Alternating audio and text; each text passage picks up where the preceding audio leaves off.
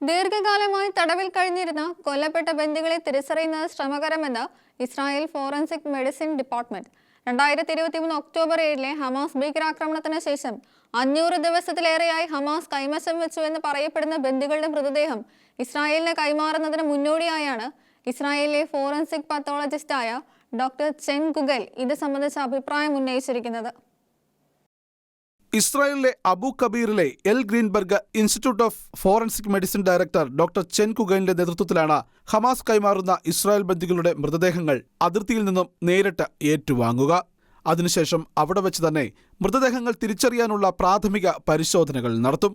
പത്തോളജിസ്റ്റുകൾ, DNA അനലിസ്റ്റുകൾ, നരവംശ ശാസ്ത്രജ്ഞർ, റേഡിയോളജിസ്റ്റുകൾ, forensic ടെക്നീഷ്യന്മാർ എന്നിവരുൾപ്പെടെയുള്ള വലിയൊരു സംഘമാണ് മൃതദേഹങ്ങൾ വിശദമായി പരിശോധിക്കുക. ഒന്നിലധികം ശാസ്ത്രീയ രീതികൾ പരിശോധനകളിൽ ഉപയോഗിക്കും. കൊല്ലപ്പെട്ട ബന്ദികളുടെ ഡാറ്റ അവർ ജീവിച്ചിരുന്നപ്പോഴുള്ള രേഖകളുമായി താരതമ്യപ്പെടുത്തും.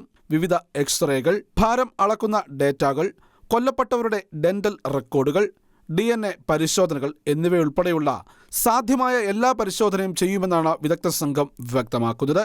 എന്നാൽ ദീർഘകാലമായി തടവിൽ കഴിഞ്ഞിരുന്ന കൊല്ലപ്പെട്ടവരുടെ മൃതദേഹങ്ങളിലെ പരിശോധന വെല്ലുവിളികൾ നിറഞ്ഞതാകുമെന്നും എല്ലായ്പ്പോഴും തിരിച്ചറിയൽ സാധ്യമല്ലെന്നും അവർ മുന്നറിയിപ്പും നൽകുന്നുണ്ട്.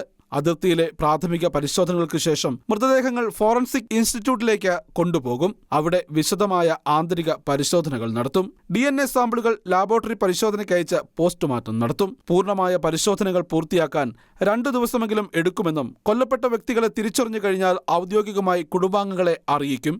വരാനിരിക്കുന്ന ഘട്ടം സങ്കീർണവും സെൻസിറ്റീവുമാണെന്നും മൃതദേഹം എത്രയും വേഗം സംസ്കരിക്കുവാനുള്ള ശ്രമങ്ങൾ നടത്തുമെന്നും ആരോഗ്യ മന്ത്രാലയം മെഡിക്കൽ വിഭാഗം മേധാവി ഡോക്ടർ ഹഗാർ മിസ്രാഹി വ്യക്തമാക്കി. International desk, Shekinah news.